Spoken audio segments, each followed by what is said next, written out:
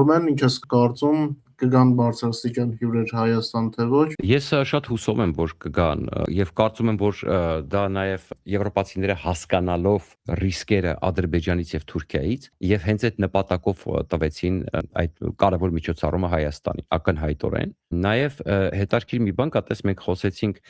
ուրեմն ռուսական քարոզչական բաներից, նաեւ եկեղեցի այդ մեր ձևով եւ այլ այսպես շարունակ, բայց հետաքրքիր մի տրուկ են իրականացնում իշխանականները։ Տես, ես ինչ եմ ուզում հասկանալ միջև ընտրությունները։ Բացատրեմ ինչի, որտեղ ընտրություններից հետո մեզ համար բոլորովին այլ անսպասելի իրավիճակ կարող է լինի։ Ինձ օրինակ ինձ կոնկրետ մտահոգում է մի հարց, օրինակ մի քանի հարց է ինձ մոտ առաջացնում։ Օրինակ արդյոք մեր ձևով շարժումը ռուսահայ բիզնեսմենին սարքել հիմնական ընդդիմություն չի հետապնդում այնպիսի նպատակ, որ ստեղծել այնպիսի մթնոլորտ, որ եվրոպացիները ասեն կեղծի ընտրությունները, մեծամասնություն վերցրու, ինչ ուզում ես արա, մենակ Ռուսաստանից ուրեմն ուղիղ իշխանություն չգա Հայաստանում, հա, որպեսզի այդ խաղաղության process-ը չդրվի կասկածի տակ։ Սա հարցեր է, որոնց պատասխանները բոլորս պետք է ստանանք, հա։ Արդյոք երկրորդ իմաստով ստանալով, այսինքն շատ հետաքրքիր խաղ է, չէ՞, այսինքն տեխնոլոգիա է։ Երկրորդ իմաստով էլ դու համ եվրոպացիներին ես օրինակի համար սրանով հաճոյանում, որ ասում ես, տես, ես ամեն ինչ արեցի, վերցրեցի, չստանալով կոնկրետ քննադատություն, որ կարող է ինչ-որ միտեղ, ինչ-որ ձևով, ինչ-որ ընտրախախտումներ կամ ինչ-որ եւ այլն, հա։ Գումարած Պուտինին ես հաճոյանում, ասում ես, տեսնում ես, երկրի հիմնական, ուրեմն օրենսդիր մարմնում հիմնական ընդդիմությունը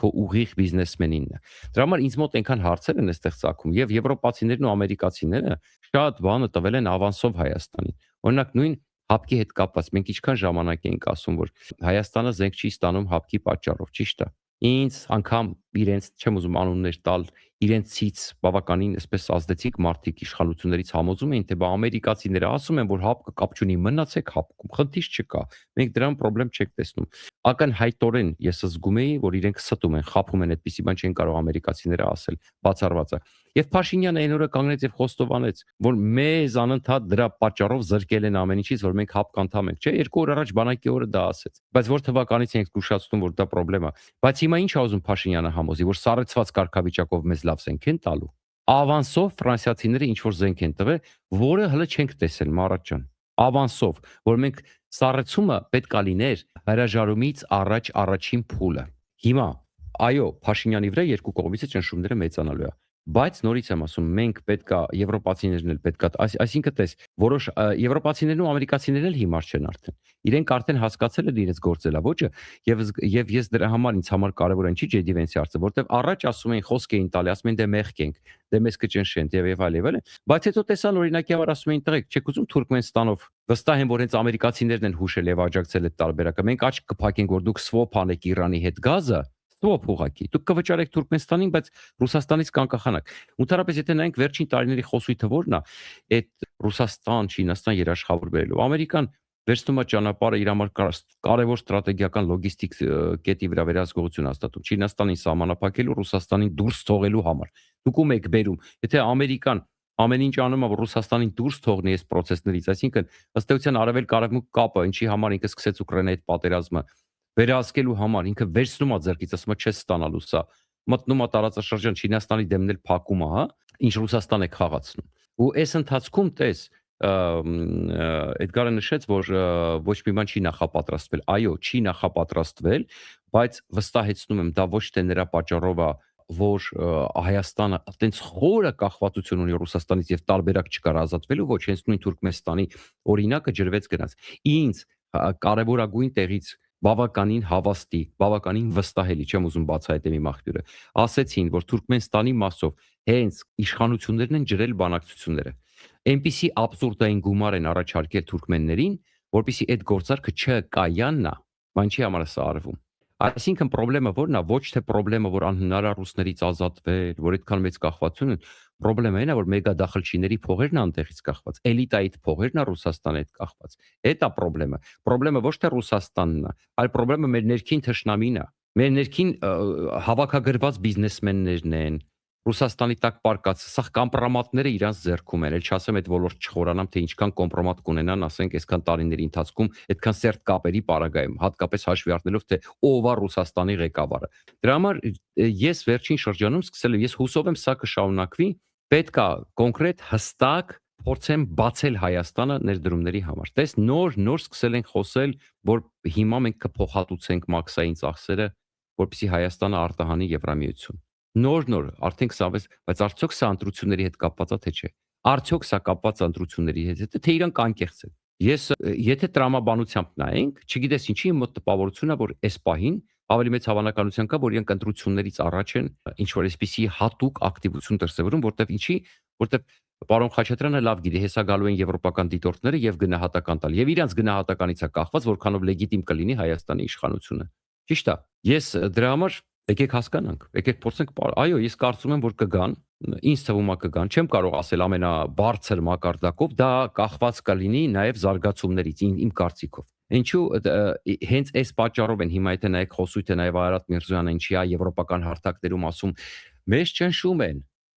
են, քեզ ասում են Մոլդովային հարցրու, Մոլդովան քեզ կասի ինչ կանի։ Մեռան ասելով Մոլդովայի օրինակը, դիմեք Մոլդովային, մենք Մոլդովային զգուշացրել ենք, գնացեք, հանդիպեք, մարդ ուղարկեք։ Ընդ որում մի տեղեկություն կա, բռնե Մոլդովային ուղարկել մի հատ քոչարյանիստի, մոտավորապես sense լեզվով ասեմ, մի քոչարյանիստկայի էին ուղարկել Մոլդովա, որը եկել ու բողոքում էր, որ մեզ ուզում են ռուսներից կտրեն։ Դուք հասկանում եք ինչ են անում։ Այսինքն սա կատաստրոֆա է, ես ել եմ ասում, Մոլդովայի մեթոդները բոլորը գիտեն, խիստ վերահսկողություն, սպուտնիկների, Դոմ Մոսկվիների մնացածի փակում, իրանք ասում են գնացեք Մոլդովայից հարցրեք, Մոլդովային զգուշացրել ենք, ձեզ կօգնի, իրանք ասում են չէ,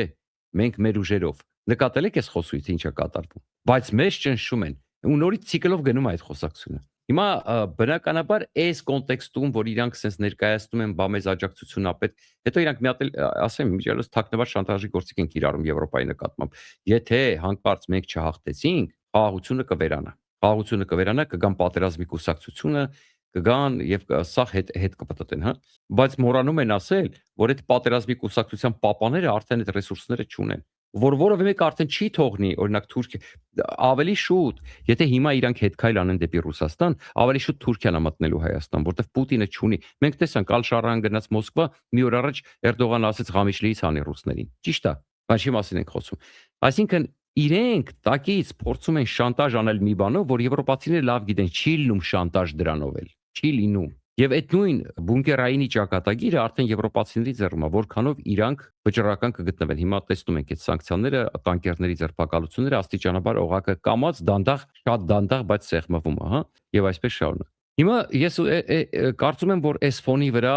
ժողովրդավարությանը աջակցելու իրանք այդ ֆոնն են ուզում ստեղծեն, որ մեզ ճնշում են, եկեք, որպեսի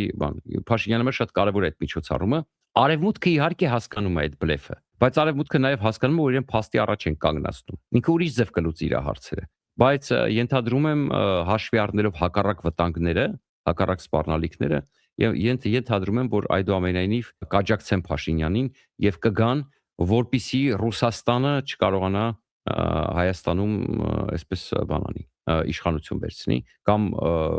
շատ մեծացնի իր ներգրավվածությունը։ Իսկ կփորձեն նաև օգտագործել այս հարթակը որպես եվրոպական արժեքների գովազդ, որովհետև խնդիրը միայն Փաշինյանը չի, ես ասել եմ, ինչքան մենք խնդրեմ ունենք ռեգիոնալիզմի հետ, մենք նաև խնդրեմ ունենք հայ հասարակության մտածելակերպի հետ արժեքների հետ, որովհետև դա մի սարսափելի պատկեր էր, երբ որ 58% ուզում էր Հայաստանը մտնի Եվրամիություն եւ ընդամենը 10 ամիս հետո պարզվեց, որ դա դառել է 49%։ Դա նշանակում է անվստահելի հասարակություն արևմուտքի համար։ Սրա մասին է պետք մտածել։ Իսկ գալը կարծում եմ կգան, որովհետև այնպիսի շանտաժի, այսինքն թաքնված շանտաժի գործիքներ են կիրառում իշխանությունները Եվրոպայի եւ Եվրամիության նկատմամբ, որ եթե օրինակ դուք չգաք, Ռուսաստանը հիբրիդային պատերազմում կհաղթի եւ կվերցնի իշխանությունը։ Եթե դուք չգաք, Տաշի Սամվելը կվերցնի իշխանությունը, մենք կհայտնվենք բան վիճակում։ Մենք ձեր աջակցությունն ապեք։ Եվ Միրզոյանը ասաց, չի ասեց, ուղակի սատարեք, եղեք մեր կողքին, հա, եւ այլն։ Կոպիտ ասած փող տվեք, մեկ էլ մեր կողքին կանգնեք, հա։ Ուրիշ բան ձեզնից պետք չի։ Մեզ աջակցեք ու փող տվեք։ Մնացածը մենք կանենք, հա, ոնց որ գիտենք։ Այս տարբերակն է։ Եվ ենթադրում եմ, որ այո,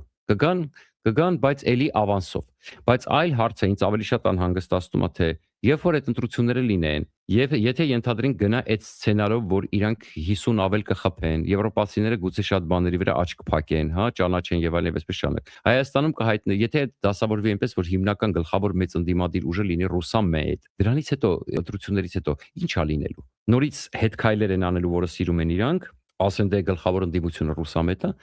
եւ այլն։ Դրա համար այս կես տարին իմ համար բավականին հետաքրքիր շրջան է հասկանալու, թե իրանք այս ամեն ինչը անում են հանուն ընտրությունների, այս եվրոպական կերպարը դեպի Եվրամիություն, չգիտեմ եւ այլն, թե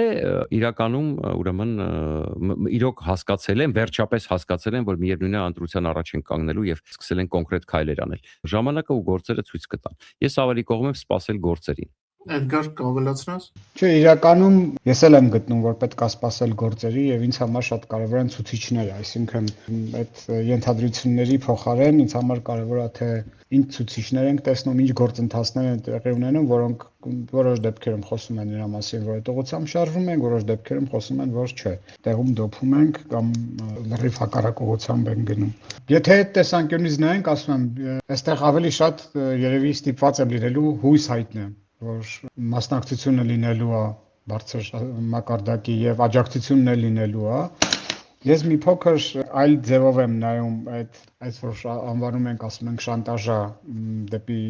Եվրամիություն, դեպի Արևմուտք, ասելով, որ եթե մենք չլինենք պրոպատերազմյան, հա, ուժերն են գալու, սա ավելի շուտ գիտեք, երևի եթե շանտաժ էլ անվանենք, սա հասարակության ներքին բանի համար ցավոտ շատ խոսույթ, որովհետև այսինքն այն մարդիկ, ովքեր որ աջակցում են ընդդիմությանը, չեն աջակցում խաղաղությանը, իսկ որքանով հասկանում եմ Հայաստանում լայն շերտերի հետ խոսելիս տեսնում եմ, որ ամեն դեպքում այդ մտավախությունը կոնֆլիկտի վերսկսման բան կա, այսինքն նաև շատ կարևոր է հասարակության համար որոշակի այդ ստաբիլությունը։ Միջազգային գործընկերների հետ խոսելիս ես տեսնում եմ, որ նրանք մի փոքր ավելի հանգիստ են այդ խաղաղության հետ կապված, նրանք հասկանում են, որ այդ ռուսական ազդեցության քաղաքական ուժերը կան եւ միշտ նրանք էլ են բերում Մոլդովայի օրինակը, լրիվ համաձայն են պարոն Չիբուխչյանի հետ, որ այս պարագայում շատ ավելի սերտ համագործակցություն կակնկալել ոչ միայն Մոլդովայի, նաեւ Բալտյան երկրների հետ, որովհետեւ տեսնում ենք, որ Բալտյան երկրներն էլ են այս պահին այդ նույն հիբրիդային սպառնալիքների տակ գտնվում եւ նրանք էլ բավականին ուրեմն լուրջ աշխատանք այս ուղղությամբ տանում են ու սա շատ ավելի իմ կարծիքով լայն սպեկտր է ներառում, այնտեղ կրթական մակարդակից սկսած օրենսդրական, հա, որովհետև Եվրամիությունն էլ արդեն օրենսդրություն ընդունում, օրինակ ես շատ կուզենայի, որ այդ կիբերանվտանգության, նույն տեղեկատվության բանի տնօրինման, պահպանման հետ կապված օրենսդրությունը լրիվ սինխրոնիզացվեր եվրոպական չափանիշների հետ, որովհետև այս են այն չափանիշները, որոնք չեն տանում խոսքի ազատության սահմանափակման, բայց այդ ժողովրդավարական արժեքների շրջանակներում պաշտպանում են ինձ որպես քաղաքացի այդ ռուսական աղբից ու քարոզչությունից։ Այդ ստանդարտների հիման վրա արդեն մարդիկ տարիներ շարունակ օրենսդրություն են մշակում, նորմեր են մշակում եւ հնարել ինչ-որ սեփականը կամ հույս դնել քո բանի ժողովրդի մեր ժողովուրդն իմաստուն է եւ այլն դու չես կարող հույս դնել ժողովրդի իմաստնության վրա որ կգնա որոշում կկայացնի որովհետեւ Արմենի օրինակը հաներամ այն IRA-ի որ ընդամենը 1 տարվա ընթացքում թիվը փոխվեց մարդկանց ովքեր որ հա սա խոսում է նրա մասին որ այդ քարոզչությունը աշխատում է դա անհետք չի գնում էլի դա դու պետքա անպայման ամեն ինչ անես որպեսզի պայմաններ ապահովես որ քո հասարակությանը չստանի այսօր գիտեք այդ Ռուսաստանի օրինակը անդադ բերում ենք այսօր գրեթե Ռուսաստանում մնացած մարդ չկա որը սկզբունքորեն որոշակիորեն չի աջակցում Պուտինյան քաղաքականությունը Ես շատ ցավ եմ ասում, էլի ես բան աստիճաններ կան իհարկե, ընդհանրենք հա դե լավ չի որ պատերազմա բան, բայց մեծ առումով նրանց համար հասկանալի է Պուտինյան քաղաքականությունը։ Եվ սրան այս էֆեկտին իշխանությունները հասել են այդ քարոզչության միջոցով։ Հասել են, իրոք հասել են, ասեմ անգամ իմ ծանոթների, բարեկամների մեջ ես տեսնում եմ, որ որոշակիորեն գիտեք բան են անում, լեգիտիմացնում են որոշ գործողություններ, ասում են հա դե լավ չի, բայց հենց այդ բայցը ասում են, արդեն դու գիտես, որ մարդկանց վրա աշխատել է։ Ու այս պարագայում էլ, հա, շատ կարևոր է, որպեսզի դու կարողանաս ֆիլտրես քո քաղաքացու կողմից ստացվող ինֆորմացիան դու այնպիսի բանը ֆիլտրների ենթարկես, որ մարդը զոհը չդառնա այդ կեղծիքի։ Զոհը չդառնա, ու այստեղ ոչ միայն ընդհանրենք այդ բանը մանիպուլյացիաներն են, բանի իշխանություններին քննադատող բան, շատ ավելի լուրջ բաների մասին է խոսքը գնում։ Աշխարհակաղակական ընկալումների մասին է գնում։ Օրինակ նույն աշխարհում տեղի ունեցող գործընթացների վերաբերյալ ընդհանրենք ռուսական տեսանկյունից, եթե դու տեղեկատվությունը ստանում ես, լրիվ փոխում է քո աշխարհայացքը։ Մեկ այլ բան է դու ընդհանրենք միջազգային մամուլից ստանաս, օրինակ Ուկրաինայում տեղի ունեցող գործընթացների, չգիտեմ, Իրանի շուրջ գոյություն ունեցող գործընթացների վերաբերյալ, Իսրայելի հետ։ Մեկ այլ բան է դու ռուսական ինչ-որ նեղ բանով ես, ալիքներով ես ստանում, ու սա փոխում է այդ երևույթների, այդ դերակատարների վերաբերյալ քո ընկալումը։ Ցավոք սրտի մենք ստիպված ենք ընդունելու այն փաստը, որ Հայաստանի հանրությունը այդ ռակուրսի մեջ է փաստորեն նայում աշխարհը։ Շատ քչերին է հաջողվում ընդհանրենք փոխվել այդ ռակուրսից, այդ անկյան տակ չնայել, որովհետև այդ բանը շատ մեծ է, այդ քարոզչությունը, այդ բոլոր լրատվամիջոցները, շատ մեծ մեքենա է աշխատում։ Շատ դժվար է առանձնացնել ընդհանրենք ու հնարավորություն տալ մարդուն, որպեսզի ինքը այլ տեսանկյունից կարողանա նայել այդ գործընթացներին։ Եվ սա էլ իշխանությունների, չգիտեք, հանրային կանչում են մարդկանց, ովքեր հենց ռուսական հայացքներ են տիրապետում, ցանկություն չկա, այդ քաղաքականությունն է այդպեսին, եւ երևի թե հենց այնպես չէ սա, իմ կարծիքով։ Ցանկություն քաղաքացում թե իշխանությունների նկատմամբ։ Իշխանությունների։ Հա, հասկացա, ես ասի բանի։ Իհարկե, դա շատ լուրջ հարց է, թե քաղաքական կամք կա նման ընկալում ձևավորելու կամ նման աշխարհայացք կերտելու, էլի, որովհետև սա ասեմ պետք է կրթական ոլորտից գնաս։ Լուրջ լայն սպեկտրի գործողություններ են պետք։ Մենակ մի բան կարող եմ ավելացնել, կուզեմ ավելացնել Էդգարի ասացի վրա, մի բան, որ երբ որ եվրոպացիները շատ մեծ գումար չէ, բայց մի քանի միլիոն դոլար տալիս են ու ասում են դուք անկախ մամուլ չունեք, բարձ ասում են, հասկացնում են, ասում են այս գումարը տալիս ենք, Էդգարը կհաստատի, վերջերս տվեցին եւ ասեցին մեզ լրատվամիջոցների անկախությունն է պետք, դրա համար են գումար տվել։ Եվ երբ որ ասում են դիմեք Մոլդովային, Մոլդովան ձեզ կօգնի։ Իրենք բավականին լուրջ ակնարկ են ուղղում, այն հենց քո ասածը Մարատ ջան, որ Հայաստանում խնդիր կա, նաև Էդգարի բարձրացած հարցը, որը բարձրացնում ենք տարիներով ենք բարձրացնում, եւ ես ամեն եթերից գրեթե կամ այդպես ամիս չկա, այդպես շաբաթ չկա, որ չանդրադառնամ թե ինչ հարցեր են տալիս մեր լրագրողները։ Իսկ մեր լրագրողների հետևում ցավոք սրտի կանգնած են ռեսուրսներ։ Այն ռեսուրսները, որոնք ցավոք սրտի 10-ից 8-ը Ռուսաստանից են ստանում, հա, որ ասում էր Քոչարյանը այդ մասին, հա, կոպիտ ասած։ Այս իրավիճակը ունենք։ Եվ Հայաստանում ասում են անկախություն է ժողովրդավարությունը, բայց մենք ունենք մի վիճակ։ Միակողմանի բանա, երթևեկությունը։ Մեր լրատվական դաշտը ցավոք սրտի այսօր միակողմանի երթևեկությունը, որովհետև այդպես էլ Վրաստան, ինչքան խոսում ենք Վրաստանի մասին, Վրաստանում դեռ շարունակում են մնալ դեռ Սաակաշվիլիի ժամանակ ստեղծված արևմտյան ինչ որ լրատվամիջոցներ, ինչ որ մեդիաներ, ինչ որ տարեր շարունակում են մնալ, հա, բայց Հայաստանում այդպիսի բան դեռ չի էլ ստեղծվել, սկսենք դրանից։ Չի էլ ստեղծվել։ Պրոբլեմը սա է, որ մեծ հաշվով, հա, այդտեղ կարող ենք ինչ որ ենթաբաժանումներ անել այն գոյություն ունեցածի մեջ, հա, ռեգիոնալիստների, ռուսամետների եւ այլն, բայց արևմտյան արժեքները, արևմուտքի հետ համագործակցության բենեֆիտները մեր նման մարդիկ են ներկայացնում։ Որպես այդպիսի, լսեք, լրատվամիջոցները ես երեք նայում եմ վարչապետի ասուլիսը, սիրտս կանգնում էր, ջահել աղջիկներ են նայում ես, ասում ես, ձեզ ինչ է պատահել, ձեր ինչն է ձեր կյանքում, ինչով բավարարված չեք, որ կանգնում, ասում եք, ինչի Ռուսաստանին, Չինաստանին չեք բերում թրիփի մեջ։ Ի՞նչն է խնդրեմը։